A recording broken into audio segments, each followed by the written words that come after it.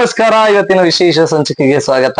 ನಾವಿವತ್ತು ಒಂದು ಖುಷಿ ವಿಚಾರ ಮಾತಾಡೋದಕ್ಕೆ ಅಂತ ಬಂದಿದ್ದೇವೆ. ನಮ್ಮ ಪ್ರೀತಿಯ ಡಿ ಬಾಸ್ ಚಾಲೆಂಜಿಂಗ್ ಸ್ಟಾರ್, ಓಕೆನಾ, ಡೆವಿಲ್, ಕರುನಾಡಿನ ಸಾರಥಿ, ಕ್ರಾಂತಿ ಅವರ ಒಂದು ಡೆವಿಲ್ ಅನ್ನೋ ಒಂದು ಸಿನಿಮಾ ಅಪ್ಡೇಟ್ ಬಗ್ಗೆ ಅದ್ರ ಬಗ್ಗೆ ಇನ್ನೊಂದು ಹೇಳ್ಬಿಡ್ತೇನೆ ನಾನು. ಏನಪ್ಪಾ ಅಂತಂದ್ರೆ ಆಕ್ಚುಲಿ ತುಂಬಾ ಜನ ಕರ್ನಾಟಕದ ತುಂಬಾ ಜನ ಕಾಯ್ತಾ ಇರತಕ್ಕಂಥದ್ದು ಇದೊಂದು ಸಿನಿಮಾಗೆ, ಡೆವಿಲ್ ಸಿನಿಮಾಗೆ. ಯಾಕೆಂದ್ರೆ ದರ್ಶನ್ ಅವರ ಸಿನಿಮಾಗಳು ವರ್ಷಗಳಿಗೆ 3 ಬಂದ್ಬಿಟ್ರೆ ಏನ್ ಥಿಯೇಟರ್ಗಳು ಬಾಗಿಲು ಮುಚ್ಚಿಬಿಟ್ಟಿದ್ದಾರೆ ಸ್ವಾಮಿ, ತೆಗಿಯಲ್ಲ ಅಂತ ಹೇಳ್ತಾರೆ. ಅವು ತೆಗಿಯುವಂತ ಒಂದು ಸ್ಥಿತಿಗೆ ಬಂದ್ಬಿಡ್ತವೆ. ಹೌದು, ಆಯ್ತಾ?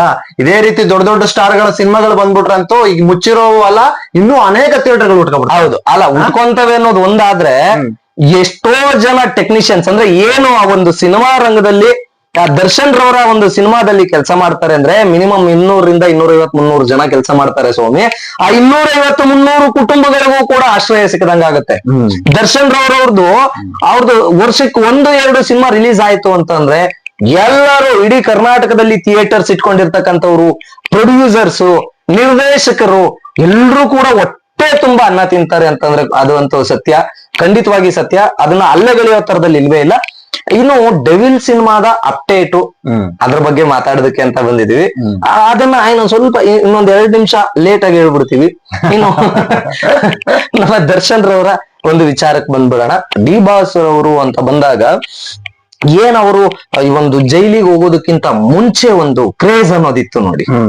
ನನ್ನ ವೈಯಕ್ತಿಕವಾಗಿ ನಾನು ಥಿಂಕ್ ಮಾಡ್ತಾ ಇರೋದು, ಮತ್ತೆ ವೈಯಕ್ತಿಕವಾಗಿ ತಿಳ್ಕೊಂಡಿರ್ತಕ್ಕಂಥದ್ದು, ಡಿ ಬಾಸ್ ಅವರ ಒಂದು ಕ್ರೇಜ್ ಏನ್ ಜೈಲಿಗೆ ಹೋಗೋದಕ್ಕಿಂತ ಮುಂಚೆ ಇತ್ತು ವೀಕ್ಷಕರೇ, ಅದು ದುಪ್ಪಟ್ಟಾಗಿದೆ ಈಗ ಅಂತಂದ್ರೆ ಖಂಡಿತವಾಗಿ ಸತ್ಯ. ಆಮೇಲೆ ನೋಡಿ, ಅದಕ್ಕೆ ಈಗ ಒಂದು ಪುಷ್ಟಿ ಕೊಡ್ತಕ್ಕಂಥ ಆ ಒಂದು ವಿಚಾರಕ್ಕೆ ಇನ್ನೂ ಪುಷ್ಟಿ ಕೊಡ್ತಕ್ಕಂಥದ್ದು ಏನಪ್ಪಾ ಅಂತಂದ್ರೆ, ಈ ಡೆವಿಲ್ ಸಿನಿಮಾನ ಆಕ್ಚುಲಿ ಸ್ಟಾರ್ಟಿಂಗ್ ದಿನಗಳಲ್ಲಿ ಒಂದು ರೀತಿಯಾಗಿ ಕಥೆಯನ್ನ ಮಾಡ್ಕೊಂಡಿದ್ರಂತೆ.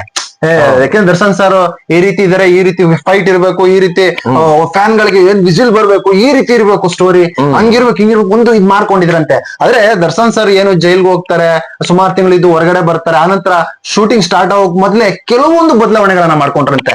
ಡೈಲಾಗ್ ಗಳಾಗಿರ್ಬಹುದು, ಮತ್ತೆ ಈಗ ಏನು ಒಂದು ಸಿಚುವೇಶನ್ ಇದೆ, ಟೋಟಲ್ ಸ್ವಲ್ಪ ಬದಲಾವಣೆಗಳನ್ನ ಮಾಡ್ಕೊಂಡಿರೋದ್ರಿಂದ ಕರ್ನಾಟಕದ ಜನತೆಗೆ ಏನಿರ್ಬಹುದು, ಏನ್ ಹೇಳೋಕೊಟ್ಟಿರ್ಬಹುದು, ಈ ರೀತಿಯಾದ ಕ್ಯೂರಿಯಾಸಿಟಿಯನ್ನು ಹುಟ್ಟಿಸಿದ್ದಾರೆ ಅಲ್ಲಿ. ಒಂದು ಆ ರೀತಿ ಕ್ಯೂರಿಯಾಸಿಟಿನೂ ಇದೆ ಆ ಸಿನಿಮಾದಲ್ಲಿ. ಅಲ್ಲ, ಅದೊಂದಿದೆ ಅನ್ನೋದೊಂದಾದ್ರೆ ಇನ್ನೊಂದು ಖುಷಿ ವಿಚಾರ ಏನಪ್ಪಾ ಅಂತಂದ್ರೆ ಈಗಲೇ ಹೊಡೆದಾಟಗಳು ಸ್ಟಾರ್ಟ್ ಆಗಿದೆ ಸ್ವಾಮಿ. ಏನಂತ ಹೇಳಿ ಹೊಡೆದಾಟಗಳು? OTT ಪ್ಲಾಟ್ಫಾರ್ಮ್ಗೆ ಬರೋದಕ್ಕೆ ಏನು ಡೆವಿಲ್ ಅಂತಕ್ಕಂಥದ್ದು ನನ್ನ OTT ಪ್ಲಾಟ್ಫಾರ್ಮ್ ಬೇಕು, ನಮ್ಮ ಇದಕ್ ಬೇಕು, ನಮ್ ಸಂಸ್ಥೆಗೆ ಬೇಕು ಅಂತ ಇನ್ನು ಸಿನಿಮಾನೇ ರಿಲೀಸ್ ಆಗಿಲ್ಲ. ಈಗಲೇ OTT ಪ್ಲಾಟ್ಫಾರ್ಮ್ಸ್ ಗಳು ಹೊಡೆದಾಡ್ತಾ ಇದೆ ಅಂತಂದ್ರೆ, ಜಗಳಗಳು ಸೃಷ್ಟಿ ಆಗಿದೆ ಅಂತಂದ್ರೆ ಆ ಡೆವಿಲ್ ಕ್ರೇಜ್ ಅಂತದ್ದು ಅಂತ ನೀವು ಯೋಚನೆ ಮಾಡ್ಬೇಕಾಗಿರಂತ ವಿಚಾರ. ಇನ್ನು ಎರಡನೇದು, ದರ್ಶನ್ ರವರ ಕ್ರೇಜ್ ಯಾವ ತರ ಹೆಚ್ಚಾಗಿದೆ ಅಂತಕ್ಕಂಥದ್ದು. ಕೆಲವು ಅವಿವೇಕಿಗಳು, ಮುಟ್ಟಾಳ್ರು, ಏನಂತಾರೆ ಅಪಭ್ರಂಶ ಟಾಕ್ಸ್ ಗಳನ್ನ ಆಡ್ತಾ ಇದ್ದಂತ ಕೆಲವು ಮುಟ್ಟಾಳ್ರೆಲ್ರು ಇವಾಗ ಬೆಟ್ಟಿಟ್ಕೊಂಡು ನೋಡ್ಕೊಳ್ಳೋ ತರದಲ್ಲಿ ಆಗಿದೆ ಅಂತಂದ್ರೆ ನಿಜವಾಗ್ಲೂ ತಪ್ಪಾಗೋದಿಲ್ಲ. ಯಾಕಂದ್ರೆ ಡೆವಿಲ್ ಅಂತಕ್ಕಂಥದ್ದು ಈಗ ಹೇಳಲೇಬೇಕಾದಂತ ವಿಚಾರ, ಹೇಳಲೇಬೇಕು ಅಂತಾನೆ ನಾವು ಬಂದಿರೋದು. ಡೆವಿಲ್ ಸೆಪ್ಟೆಂಬರ್ 25ನೇ ತಾರೀಕು ಇಡೀ ವರ್ಲ್ಡ್ ವೈಡ್ ರಿಲೀಸ್ ಆಗ್ತಾ ಇದೆ ಅಂತ ಅಂದ್ಬಿಟ್ಟು ಮಾಹಿತಿ ಬಂದಿರತಕ್ಕಂಥದ್ದು. ಸೊ ಸೋಷಿಯಲ್ ಮೀಡಿಯಾಗಳಲ್ಲಿ ಪೋಸ್ಟರ್ ಕೂಡ ತಾವೆಲ್ಲರೂ ಕೂಡ, ಕೆಲವರು ಏನ್ ನಮ್ಮ ಡಿ ಬಾಸ್ ಅವರ ಅಪ್ಪಟ ಅಭಿಮಾನಿಗಳಿದ್ದೀರಿ, ಎಲ್ರು ಕೂಡ ನೋಡಿರ್ತೀರಿ, ಓಕೆನಾ, ಆನಂದಿಸಿರ್ತೀರಿ. ಸೊ ಅದೇ ತರದಲ್ಲಿ ಈಗ ಆದಷ್ಟು ಬೇಗ ಸೆಪ್ಟೆಂಬರ್ 25ನೇ ತಾರೀಕು ಇಡೀ ದೇಶಾದ್ಯಂತ ಡೆವಿಲ್ ಅನ್ನೋ ಒಂದು ಅಬ್ಬರ ಸೃಷ್ಟಿ ಆಗತ್ತೆ. ನಮ್ಮ ಕರ್ನಾಟಕದಲ್ಲಂತೂ ನಮ್ಮ ಶಿವಲಿಂಗೇಗೌಡರು ಹೇಳಿದಾಗೆ ಎಷ್ಟು ಥಿಯೇಟರ್ಗಳು ಮುಚ್ಚಿದಾವೆ, ಎಲ್ಲಾ ಥಿಯೇಟರ್ಗಳು ಓಪನ್ ಮಾಡ್ಬಿಡೋಣ, ದರ್ಶನ್ ಅವ್ರದ್ದು ಒಂದ್ ಸಿನಿಮಾ ಹಾಕ್ಬಿಡೋಣ ಅನ್ನೋ ತರಕ್ಕೆ ಆ ಕ್ರೇಜ್ ಅಂತೂ ಸೃಷ್ಟಿಯಾಗಿರೋದು ನಿಜ. ಸೊ ಆದಷ್ಟು ಬೇಗ ಡೆವಿಲ್ ಅನ್ನೋದಕ್ಕೆ ಒಂದು ಏನಂತಾರೆ ಜಾತ್ರೆ ಸೃಷ್ಟಿ ಆಗೋದಕ್ಕೆ ರೆಡಿ ಮಾಡ್ಕೊಂಡಿದ್ದಾರೆ. ಆಮೇಲೆ ಇನ್ನೊಂದು ನೋಡಿ, ಈ ಒಂದು ಸಿನಿಮಾದ ಮೇಲೆ ನಮ್ಮ ಕರ್ನಾಟಕದ ಥಿಯೇಟರ್ಗಳ ಭವಿಷ್ಯ ನಿರ್ಧಾರ ಇರುತ್ತೆ. ಹೌದು ಅಲ್ವಾ?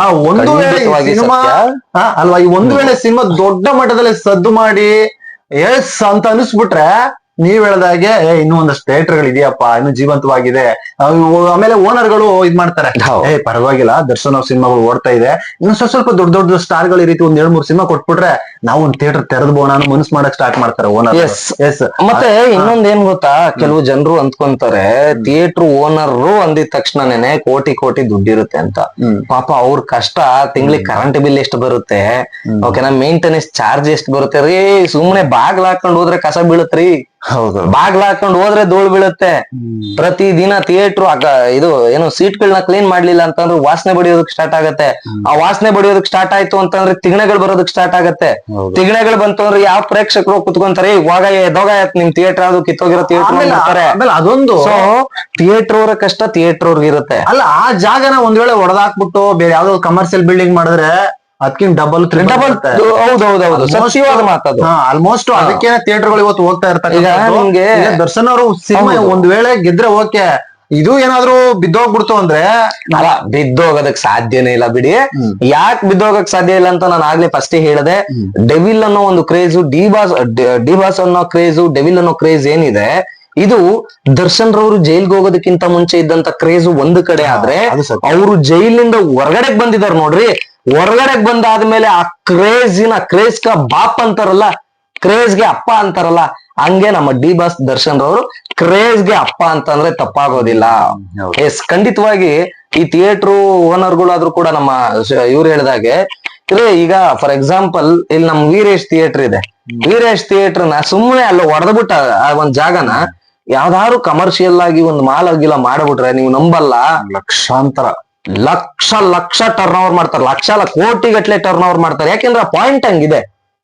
ಒಂದೊಂದು ಥಿಯೇಟರ್ಗಳು ಕೂಡ ಅವರ ಪಾಯಿಂಟ್ಸ್ ಗಳನ್ನೆಲ್ಲ ಹಾಕಿದಾರಲ್ಲ, ಆ ಥಿಯೇಟರ್ ಗಳನ್ನ ಹೊಡೆದ್ಬಿಟ್ಟು ಏನಾದ್ರು ಅವರು ಮಲ್ಟಿಪ್ಲೆಕ್ಸ್ ಏನಾದ್ರು ಇದು ಮಾಲ್ ಅಂತ ಇಂತ ಮಾಡ್ಬಿಟ್ರೆ, ಖಂಡಿತವಾಗಿ ಸಿಂಗಲ್ ಥಿಯೇಟರ್ಸ್ ಅನ್ನೋದು ಬರೀ ಇನ್ನು ಮುಂದಿನ ಜನರೇಷನ್ಗೆ ಅಂದ್ರೆ ನಮ್ಮ ಮಕ್ಕಳು ಮರಿ ಮೊಮ್ಮಕ್ಳುಗಳೆಲ್ಲನ ಜಸ್ಟ್ ತೋರಿಸ್ಬೇಕಾಗತ್. ನೋಡಪ್ಪ, ನಾನು ಇಂಥ ಥಿಯೇಟರ್ಗೆ ಹೋಗ್ತಾ ಇದ್ದೆ, ನಾನ್ ಹಿಂಗ್ ಹೋಗಿದ್ದೆ ಕಣೋ ಈ ಸಿನಿಮಾ ತೋರಿಸ್ಬೇಕಾಗತ್ತೆ. ಸ್ಟಾರ್ಟ್ ಆಗ್ಬಿಟ್ಟಿದೆ ಅದು. ಅಲ್ಲ, 50% ಅಲ್ಲೇ ಹೋಗ್ಬಿಟ್ಟಿದೆ. ಈಗ ನಾನೇ ನಮ್ಮೂರಲ್ಲಿ ಹೇಳ್ಕೊಂಡು ಹೋಗ್ತೀನಿ. ನಮ್ಮೂರಲ್ಲಿ ಒಂದ್ ಥಿಯೇಟರ್ ಇತ್ತು. ನಾವು ಚಿಕ್ಕಂದಿನಲ್ಲೆಲ್ಲ ಅಲ್ಲಿ ಮರಳು ಮುಂದ್ಗಡೆ ಮರಳು ಇರ್ತಿತ್ತು, ಹಿಂದ್ಗಡೆ ಚೇರ್ ಇರ್ತಿತ್ತು. ಆ ಮರಳು ಮೇಲೆಲ್ಲ ಕೂತ್ಕೊಂಡು ಸಿನಿಮಾ ನೋಡ್ತಿದ್ವಿ. ಅದನ್ನೆಲ್ಲ ಈಗ ನನ್ ಮಕ್ಕಳಿಗೆ, ನನ್ ಸ್ನೇಹಿತರಿಗೆಲ್ಲ ತೋರಿಸ್ಕೊಂಡು ಹೋಗ್ತೀನಿ. ಇಲ್ಲಿ ಥಿಯೇಟರ್ ಇತ್ತು ಮಗ, ಥಿಯೇಟರ್ ಎಲ್ಲ ಕಣೋ, ಅಲ್ಲೆಲ್ಲ ಕೂತ್ಕೊಂಡು ಎಷ್ಟು ಸಿನಿಮಾ ನೋಡಿದ್ವು ಅಂತ ಇವಾಗ ಹೇಳ್ತಾ ಇದೀವಿ. ಹೌದು. ಸೊ ನೀವ್ ಅರ್ಥ ಮಾಡ್ಕೊಳ್ಳಿ, ಓಕೆನಾ. ಇದೆಲ್ಲ ಈ ಸೊಗಡನ್ನ ಹಂಗೆ ಉಳಿಸ್ಕೋಬೇಕು ನಾವು. ಅರ್ಥ ಆಯ್ತಾ? ನಾವು ಉಳಿಸ್ಕೋಬೇಕು ಅಂತಂದ್ರೆ ಇಂಥ ಸಿನಿಮಾಗಳಿಗೆ ನಾವು ಪ್ರೋತ್ಸಾಹ ಮಾಡ್ಲೇಬೇಕಾದಂತದ್ದು ನಮ್ಮ ಒಂದು ಮುಖ್ಯ ಏನಂತಾರೆ ಅದಕ್ಕೆ, ನಾವು ಪ್ರೋತ್ಸಾಹ ಮಾಡ್ತಕ್ಕಂಥದ್ದು ನಮ್ಮ ಕರ್ತವ್ಯ. ಹೌದು. ಸೊ ನಮ್ಮ ಮುಖ್ಯ ಕರ್ತವ್ಯ ಆಗಿರೋದ್ರಿಂದ ಪ್ರೋತ್ಸಾಹ ಮಾಡೋದು ಒಂದು ಕಡೆ. ಆಮೇಲೆ ಇನ್ನೊಂದ್ ಏನಪ್ಪ, ಪ್ರತಿಯೊಂದು ಸಿನಿಮಾಗಳಿಗೂ ಕೂಡ ಈಗ ಕೆಲವರೆಲ್ಲ ಕೇಳ್ಬೋದು, ಕೆಲವು ಅವಿವೇಕಿಗಳಿರ್ತಾರೆ, ದುಡ್ಡು ಯಾರು ನಿಮ್ಮ ಅಪ್ಪ ಕೊಡ್ತಾನ ಅಂತ ಕೇಳ್ತಾರೆ. ಓಕೆನಾ, ದುಡ್ಡು ಯಾರು ನಮ್ಮ ಅಪ್ಪ ಕೊಡ್ತಾನಲ್ಲ. ಆಗಿನ ಕಾಲದಲ್ಲಿ ಸಿನಿಮಾ ಅಂದ್ರೆ ಒಂದು ಕ್ರೇಜ್. ಪ್ರತಿಯೊಬ್ಬ ನಟರು, ಯಾರೇ ಒಬ್ರು ನಟರು ಬಂದ್ರು, ಇವತ್ತಿನ ಕಾಲದ ತರ ಏನಾದ್ರು ಇದ್ದಿದ್ರೆ ದುನಿಯಾ ವಿಜಯ್ ಅವರು ಹೀರೋ ಆಗಿ ಇವತ್ತು ಡೈರೆಕ್ಟರ್ ಆಗಿ ಮೆರೆಯೋದಕ್ ಆಗ್ತಾ ಇರ್ಲಿಲ್ಲ. ಇವತ್ತಿನ ಕಾಲದಲ್ಲಿ ಏನಾದ್ರು ಗಣೇಶ್ ಅವ್ರು ಬಂದಿದ್ರೆ ಇವತ್ತಿಗೆ ಇಟ್ಟಾಗಕ್ ಆಗ್ತಾ ಇರ್ಲಿಲ್ಲ. ಇದೇ ತರದಲ್ಲಿ ಲೂಸ್ ಮಾದ ಯೋಗಿ ಅವ್ರು ಬಂದಿದ್ರೆ ಇವತ್ತಿಗೆ ಇಟ್ಟಾಗಕ್ ಆಗ್ತಾ ಇರ್ಲಿಲ್ಲ. ಅಜಯ್ ರಾವ್ ಅಂತ ಈ ಇತ್ತೀಚಿನ ದಿನಮಾನಗಳಲ್ಲಿ ನಮ್ಮ ಧನ್ವೀರ್ ಅವರು ಅಂತವ್ರು ಇಂಥವ್ರು ಅಂತ ಯಾರೋ ಒಬ್ರು ವೈಟ್ ಪರ್ಸನಾಲಿಟಿ ಬಂದವರಲ್ಲ, ಫಸ್ಟ್ ದಿನಗಳಲ್ಲಿ ಬಂದಿದ್ರೆ ಸ್ವಲ್ಪ ಉಳ್ಕೊಂಡು. ಅದೇನೆ ನಾನು ಅದನ್ನೇ ಹೇಳ್ತಾ ಇರೋದು. ಈಗ ಧನ್ವೀರ್ ಅವರು ಹೊಸ ತಲೆಮಾರಿನ ಒಂದು ಆಕ್ಟರ್ಸೇನೆ. ಅವರು ಧರ್ಮೀರ್ ಅವ್ರಾಗ್ಬೋದು, ಈಗ ಯಾರೋ ನಮ್ಮ ವಿನಯ್ ರಾಜ್ಕುಮಾರ್ ಅವ್ರಾಗ್ಬೋದು. ವಿನಯ್ ರಾಜ್ಕುಮಾರ್ ಇಲ್ಲ ಯುವ ಮೊನ್ನೆ ಅಂದ್ರೆ ಇದೇ ಫಸ್ಟ್ ಸಿನಿಮಾ, ಇದು 2ನೇ ಸಿನಿಮಾ, ಇದು ಯಕ್ಕ 2ನೇ ಸಿನಿಮಾ. ಅದನ್ ಬಿಟ್ರೆ ವಿನಯ್ ರಾಜ್ಕುಮಾರ್ ಅವ್ರಾಗ್ಬೋದು, ಧನ್ವೀರ್ ಅವ್ರಾಗ್ಬೋದು, ಇನ್ನೂ ಅನೇಕರು ಬಂದ್ರು. ಹಂಗ್ ಬಂದ್ರು. ವಿನಯ್ ಅದೇ ಹೌದು. ಯಾಕೆಂದ್ರೆ ಈಗ ಯುವ ಆಗಿರ್ಬೋದು, ಅವರೆಲ್ಲ ನಿಂತಿರ್ತಕ್ಕಂಥದ್ದು ರಾಜ್ಕುಮಾರ್ ಅವ್ರ ಫ್ಯಾಮಿಲಿ. ಹೌದಾ? ಅಲ್ಲ, ಈಗ ಅವ್ರ ಟ್ಯಾಲೆಂಟ್ ನ ತೋರಿಸ್ಬೇಕಂತ್ರು ರಾಜ್ಕುಮಾರ್ ಅನ್ನೋ ಒಂದು ಬ್ರ್ಯಾಂಡ್ ಇಂದಾನೇ ಕಾರಣ, ಮತ್ತೆ ಶಿವಣ್ಣ ಅನ್ನೋ ಒಂದು ಬ್ರ್ಯಾಂಡ್ ಇಂದಾನೇ ಕಾರಣ, ಪುನೀತ್ ರಾಜ್ಕುಮಾರ್ ಅನ್ನೋ ಒಂದು ಬ್ರ್ಯಾಂಡ್ ಇಂದಾನೇ ಕಾರಣ. ಬಿಟ್ರೆ ಈಗ ಯುವರಾಜ್ ಕುಮಾರ್ ಅವ್ರಿಗೆ ಮಾಮೂಲಿ ಹೊಸದಾಗಿರುವಾಗ ಬರ್ತೀನಿ ಅಂದ್ರೆ ಇಷ್ಟು ಕ್ರೇಜ್ ಇರ್ತಾ ಇರ್ಲಿಲ್ಲ. ಮತ್ತೆ ಇಷ್ಟು ಕಮರ್ಷಿಯಲ್ ಆಗಿ ಬರ್ಲಿಕ್ಕೂ ಸಾಧ್ಯ ಆಗ್ತಾ ಇರ್ಲಿಲ್ಲ ಸಿನಿಮಾ. ಈಗೇನು ಯುವ ಅನ್ನೋ ಒಂದ್ ಸಿನಿಮಾ ಬಂತು, ಕಮರ್ಷಿಯಲ್ ಇಟ್ಟೆ ಸಿನಿಮಾ, ಓಕೆನಾ. ಅದನ್ ಬಿಟ್ರೆ ಈಗ ಎಕ್ಕ ಅಂತ ಬರ್ತಾ ಐತೆ.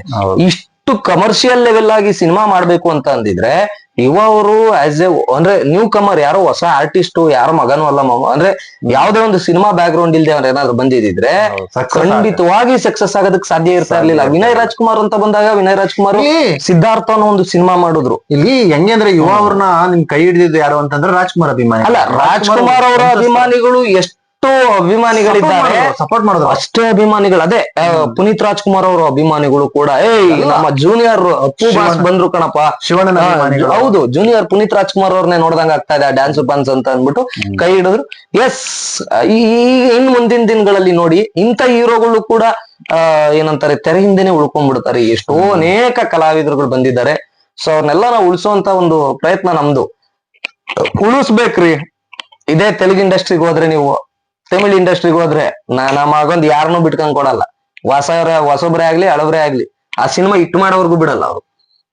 ಸೊ ಹಂಗೆ ನಮ್ ಕರ್ನಾಟಕದಲ್ಲೂ ಕೂಡ ಹೊಸಬ್ರುಗಳಿಗಾಗ್ಲಿ ಹಳಬ್ರುಗಳಿಗಾಗ್ಲಿ ಒಳ್ಳೆ ಕಂಟೆಂಟ್ ಓರಿಯೆಂಟೆಡ್ ಸಿನಿಮಾ. ಈಗ ಫಾರ್ ಎಕ್ಸಾಂಪಲ್ ಯಾವ್ದೋ ಬಂತಿದ್ದು ಅಜ್ಞಾತವಾಸಿ ಬಂತು, ಅಜ್ಞಾತವಾಸಿ ಆಗ್ಬಹುದು, ಅಥವಾ ರಾಜರತ್ನಾಕರ ಆಗ್ಬಹುದು, ಮಹಾದೇವ ಆಗ್ಬಹುದು. ಇವೆಲ್ಲ purely entertainment cinema, purely family entertainment cinema. ಒಳ್ಳೆ ಏನಂತಾರೆ ಆ ಸಿನಿಮಾಗಳನ್ನ ನೋಡ್ತಾ ಇದ್ರೆ ಜೀವನ ಶೈಲಿಗಳೇ ಚೇಂಜ್ ಅನ್ನೋ ತರ ಫೀಲ್ ಬಂದ್ಬಿಡುತ್ತೆ. ಅಂತ ಸಿನಿಮಾಗಳನ್ನ ಇತ್ತೀಚೆಗೆ ಹೊಸಬ್ರುಗಳು ಕೂಡ ಮಾಡ್ತಾ ಇದ್ದಾರೆ.